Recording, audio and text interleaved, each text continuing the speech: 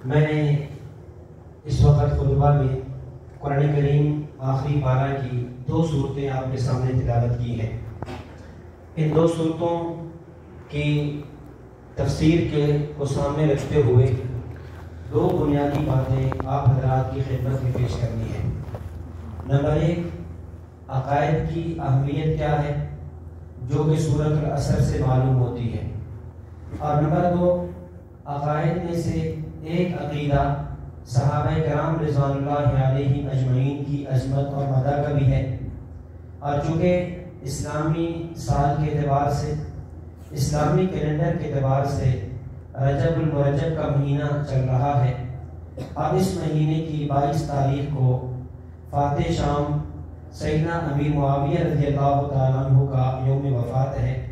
اس حوالے سے سیدنا امیر معاویہ رضی اللہ تعالیٰ عنہ کا مقام، آپ کے مناقب، آپ کے فضائل اور آپ کی خدمات کے حوالے سے آپ حضرات کے سامنے گفتگو کرنی ہے۔ تو گویا میرے آج کے اس درس قرآن میں بنیادی چیزیں 2 ہیں۔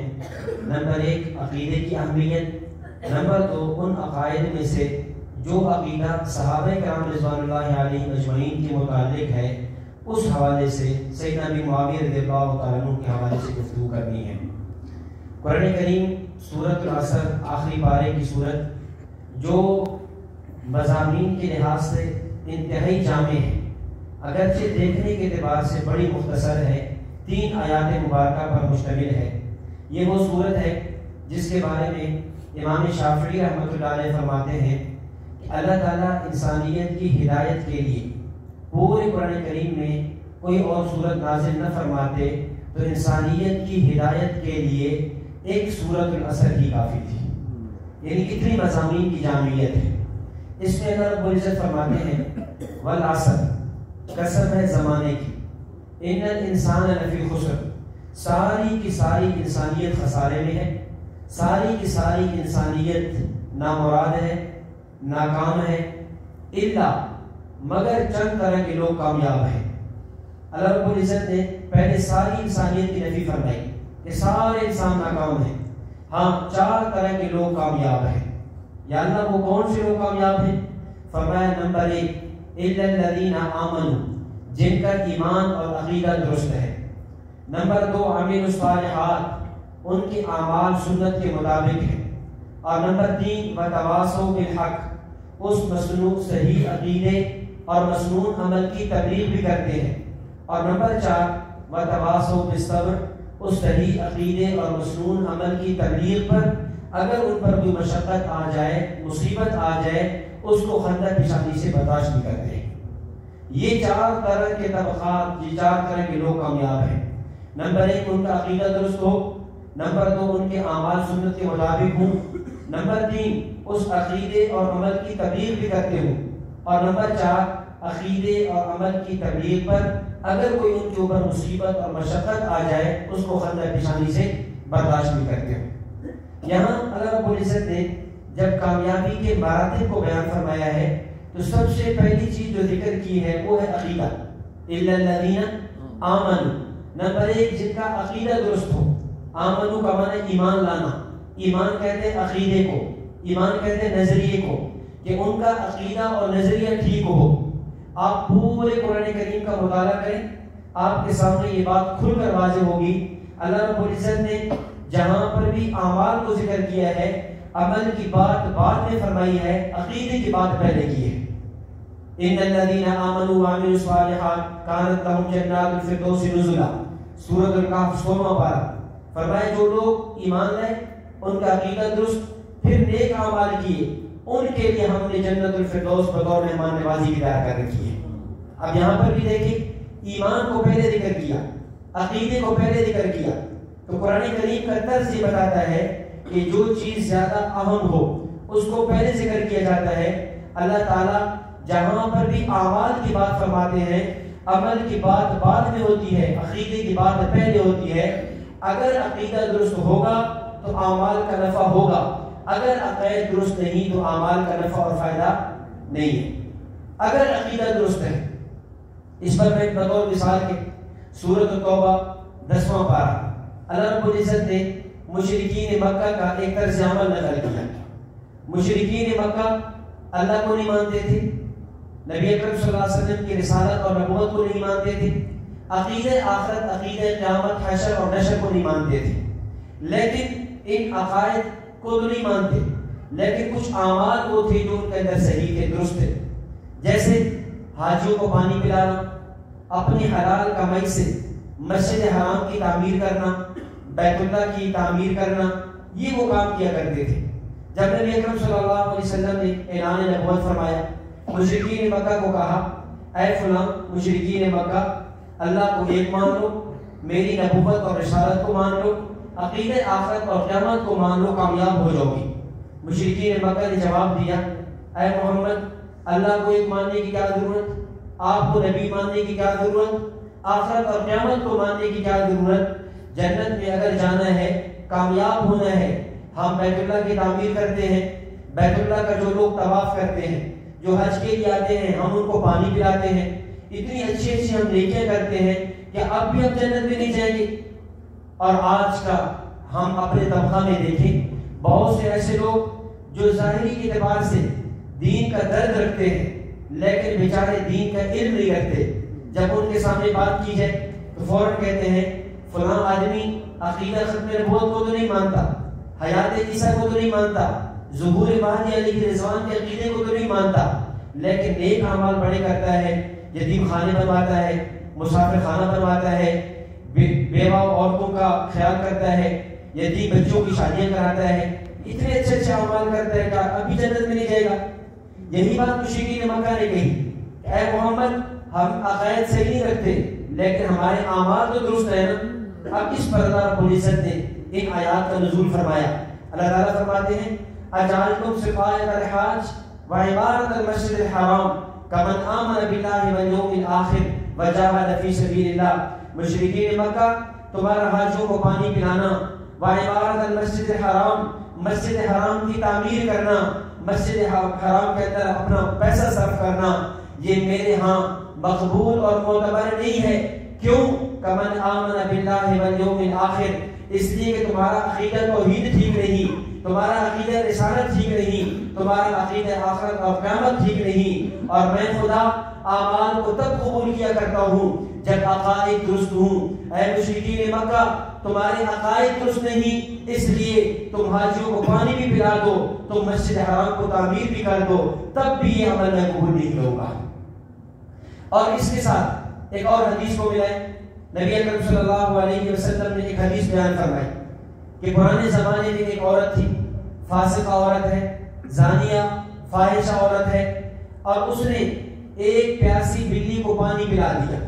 اللہ تعالیٰ نے وقت کے نبی پر وحی نازل فرمائی کہ ہم نے اس عورت کے اس عمل کی وجہ سے اس عورت کی مغفرت کر دی۔ اب یہاں دونوں باتوں کو ملانا اور توجہ رکھنا، ایک جملہ عرض کرنے لگا ہوں، اگر عقیدہ درست ہو تو ایک بلی، پیاسی بلی کو پانی پلا دینے پر بھی اللہ مغفرت کا وعدہ فرما دیتے ہیں، اور اگر عقیدہ درست نہ ہو تو حاجیوں کو پانی پلا دینے پر بھی اللہ مغفرت نہیں فرماتے۔ اسی طرح اگر عقیدہ درست ہو، آپ اس جامع مسجد مدنی میں صرف ایک اینٹ لگا دینے سے بھی اللہ مغفرت فرما دیتے ہیں، جنت کا وعدہ فرما دیتے ہیں، اور اگر عقیدہ درست نہ ہو تو مسجد حرام، مسجد نبوی کی ایک اینٹ نہیں مکمل بھی تعمیر کر دے تب بھی اللہ رب العزت اس پر مغفرت کا وعدہ نہیں فرماتے۔ مغفرت تو دور کی بات ہے، اللہ اس عمل کو قبول نہیں فرماتے بلکہ اس کو رنجی کی ٹوکری میں پھینک دیتے۔ اس سے عقائد کی اہمیت سمجھ آتی ہے کہ اعمال بعد میں ہیں، عقائد پہلے ہیں۔ اس لیے سب سے پہلے ایک مسلمان کی بنیادی ذمہ داری یہ ہے وہ اپنے عقائد کو درست رکھے، چاہے وہ عقیدہ توحید ہو، چاہے عقیدہ رسالت ہو، چاہے عقیدہ آخرت ہو، چاہے صحابہ کرام رضوان اللہ علیہ اجمعین کے متعلق عقائد ہوں۔ عقائد درست ہوں گے تو چھوٹے سے چھوٹا عمل بھی اللہ قبول فرما لیں گے، اگر عقیدہ درست نہیں ہوگا تو بڑے سے بڑے عمل کی بھی اللہ کے ہاں کوئی قدر و قیمت نہیں ہے۔ قرآن کریم میں دیکھیے 14واں پارہ، یہاں سے اللہ تعالیٰ شروع فرما رہے ہیں ربما یود الذین کفروا لو کانوا مسلمین۔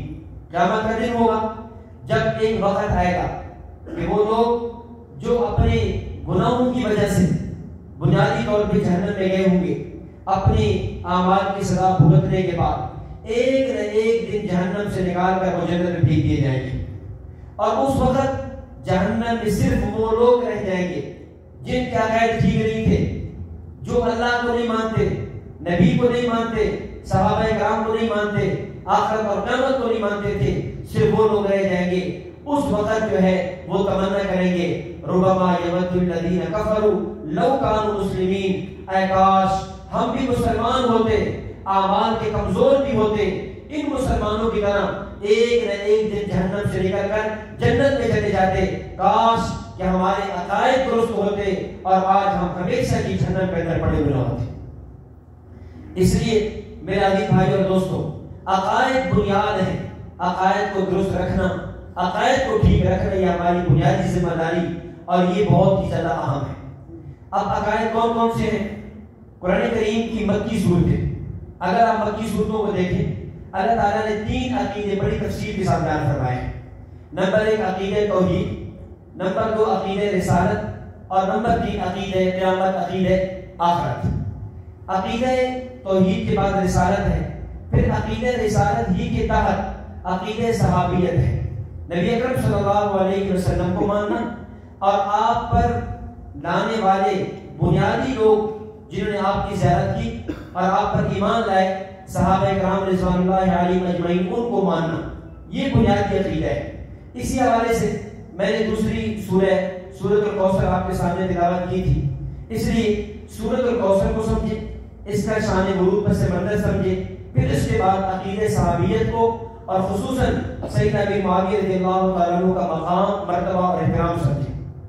اللہ رب العزت نے اس سورت کے اندر فرمایا، اِنَّا أَعْطَيْنَاكَ الْكَوْثَرَ، اے میرے محبوب ہم نے آپ کو کوثر عطا فرمایا ہے۔ اب کسی بھی سورت کو سمجھنے سے پہلے اس سورت کا پس منظر، اس کا بیک گراؤنڈ، اس کا پہلے منظر سمجھنا ضروری ہے کہ یہ سورت کس موقع پر کیوں نازل ہوئی۔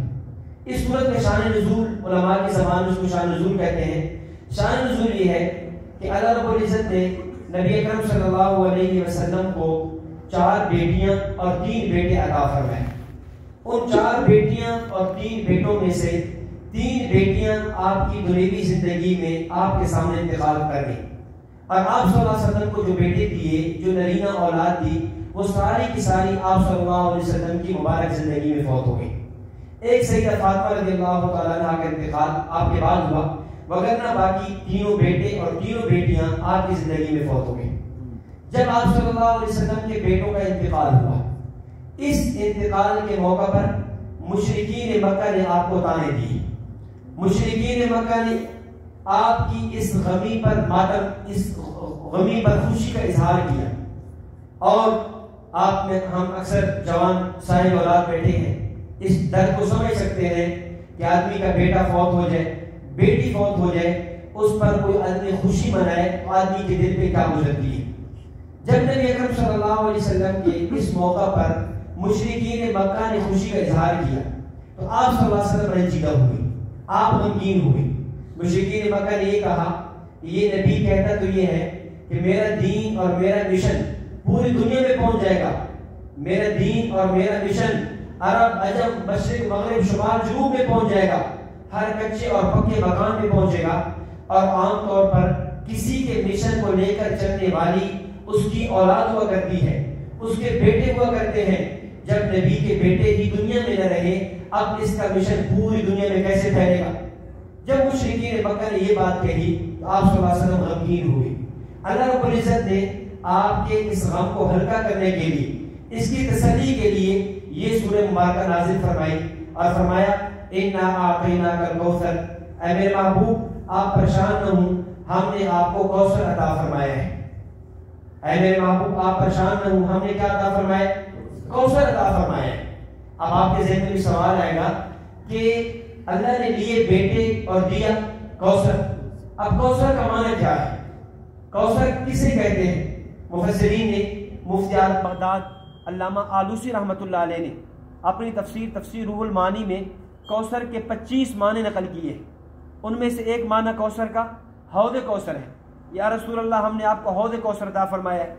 ایک معنی یہ ہے ہم نے آپ کو نبوت دی ہے، ایک معنی یہ ہے ہم نے آپ کو معجزات دیے ہیں، ایک معنی یہ ہے ہم نے آپ کو قرآن دیا ہے، لیکن ایک معنی جس پر میں بھی گفتگو کرنے لگا ہوں وہ یہ ہے کثرت الاصحاب۔ یا رسول اللہ ہم نے آپ کو صحابہ کی جماعت دی ہے، ہم نے آپ کو کیا دی ہے؟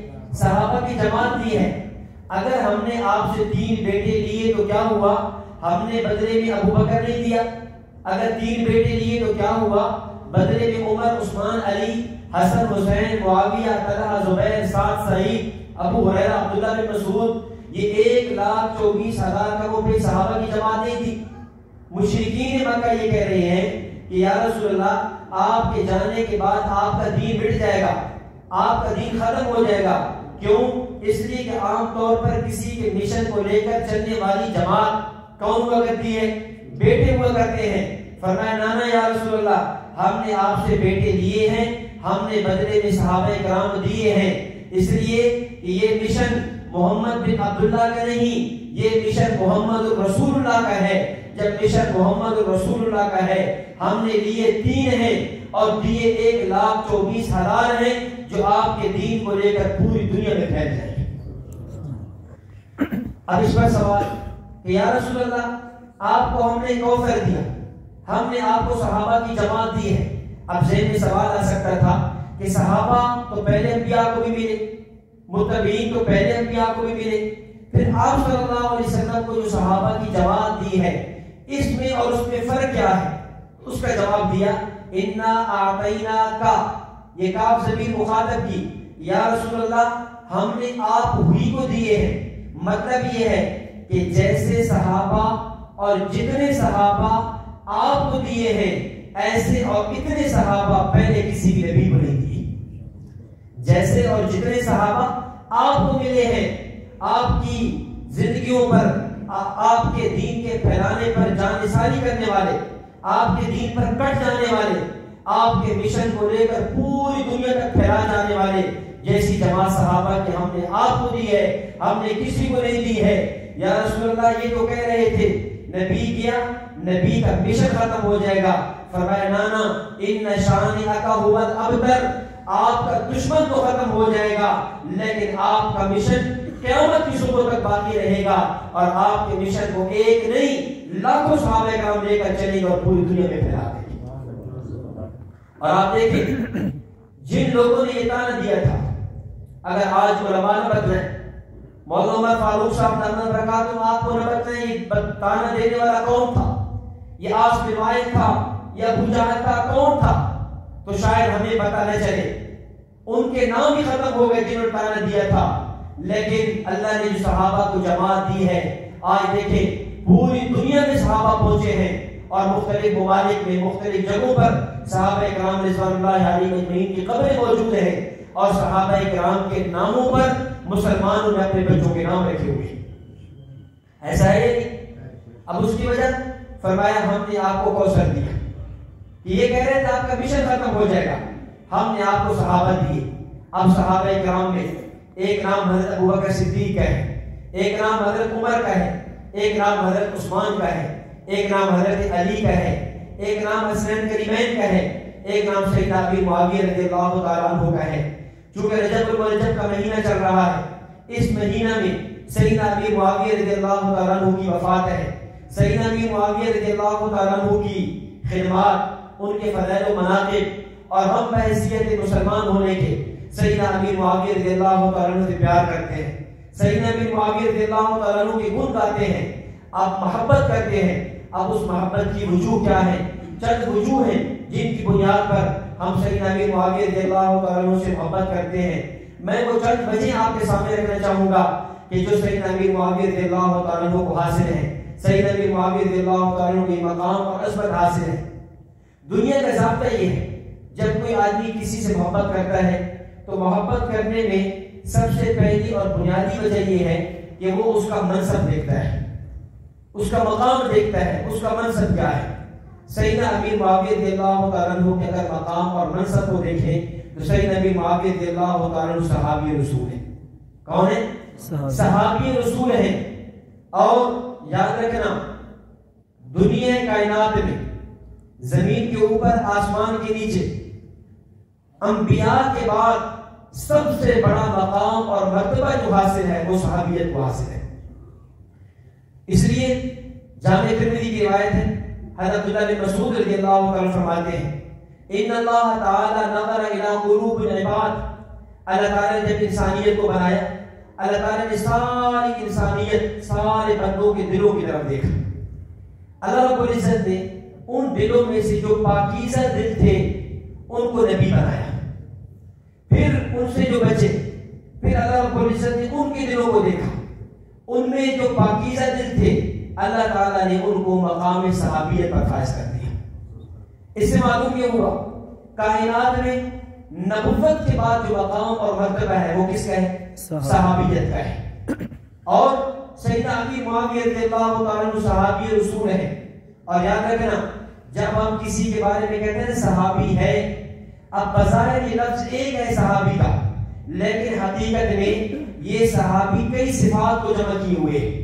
مثال کے طور پہ آپ نے اپنی جامع مسجد مدنی میں ایک آدمی کو دیکھا وہ نماز پڑھ رہا ہے، بظاہر دیکھنے میں وہ نماز پڑھ رہا ہے، لیکن آپ کے دل نے فیصلہ کر لیا کہ یہ بندہ نمازی ہے، اس کا معنی یہ ہے کہ یہ باوضو ہے. یہ نماز پڑھ رہا ہے، اس کا مطلب یہ ہے کہ اس کے کپڑے پاک ہیں. یہ نماز پڑھ رہا ہے، اس کا مطلب یہ ہے کہ جگہ پاک ہے.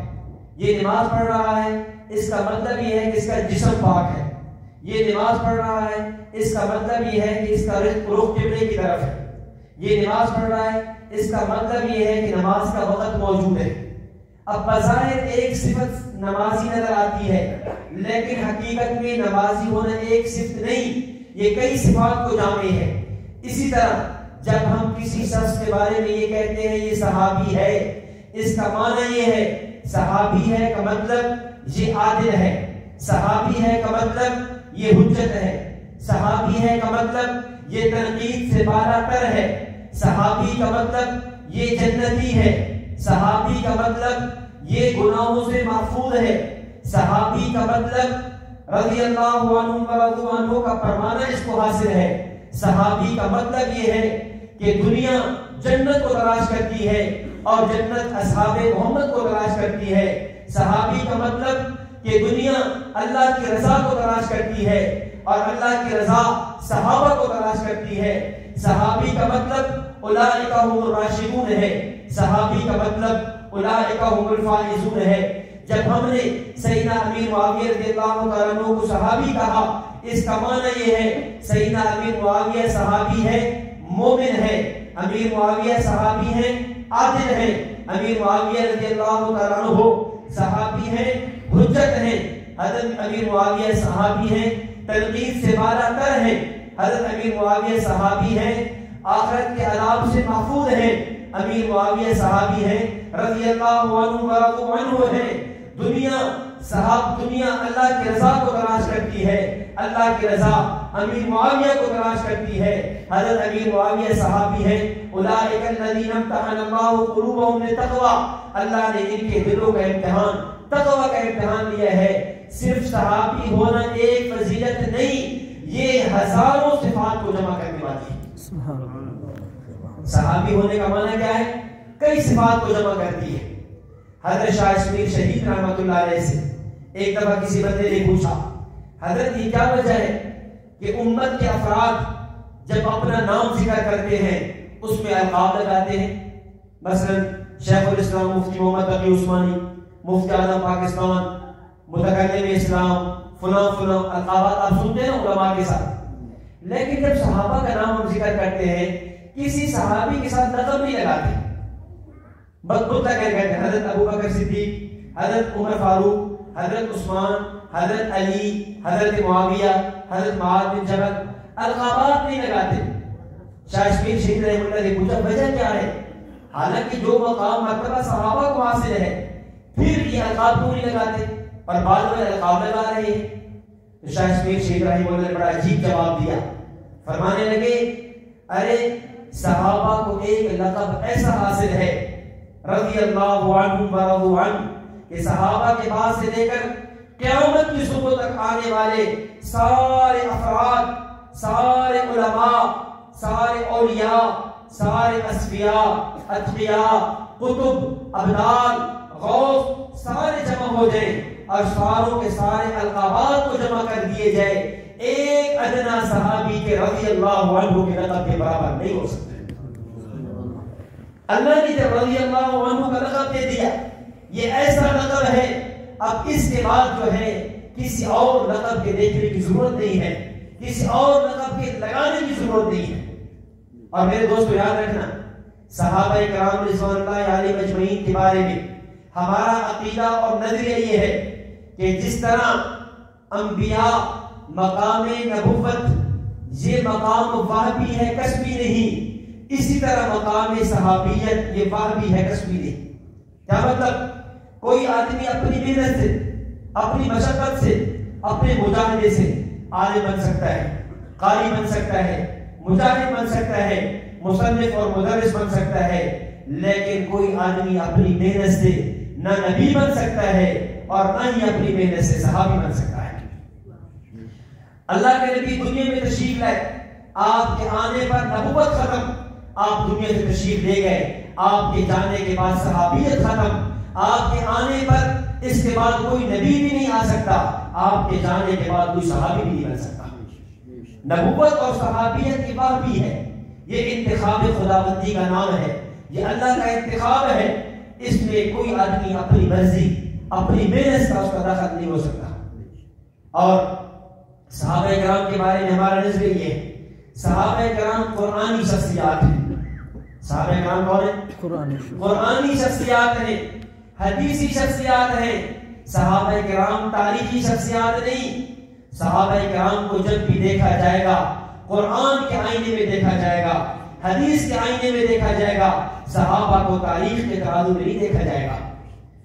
ہاں، اگر تاریخ کے وہ صفحات جو صحابہ کی عظمت کو بیان کرے، صحابہ کی فضیلت کو بیان کرے، بسر و چشم ہم خوشی سے قبول کریں گے، لیکن تاریخ کا ایسا صفحہ، ایسا ورقہ، ایسی صدر جو صحابی کی شان کو مجروح کرتی ہوئی نظر آئے، جو صحابی پر عیب لگاتے ہوئے نظر آئے، جو صحابی پر الزام لگاتے ہوئے نظر آئے، ہم اس صفحے کو ردی کی ٹوکری میں پھینک دیں گے اور ہم صحابہ کرام کو اسی تناظر میں دیکھیں گے جس تناظر میں اللہ نے اس کو رضی اللہ عنہ کہا ہے۔ اب میں آپ سے پوچھتا ہوں، مجھے یہ بتائیں، یہ جو تاریخ کی کتابیں لکھی گئی، چاہے تاریخ طبری ہو، چاہے البدایہ والنہایہ ہو، تاریخ ابن خلدون ہو اور تاریخ الکامل فی تاریخ ہو، بعد میں تاریخ کی جتنی بھی کتابیں لکھی گئی، یہ لکھنے والے کون ہیں؟ انسان۔ بتائیں، انسان ہے نا؟ کوئی تاریخ کی کتاب ایسی تو نہیں جو اللہ نے لکھی ہو یا نبی اکرم صلی اللہ علیہ وسلم لکھی ہو، یہ لکھنے والے انسان ہیں۔ یہ لکھنے والے کون ہیں؟ یہ انسان ہیں، یہ افراد ہیں۔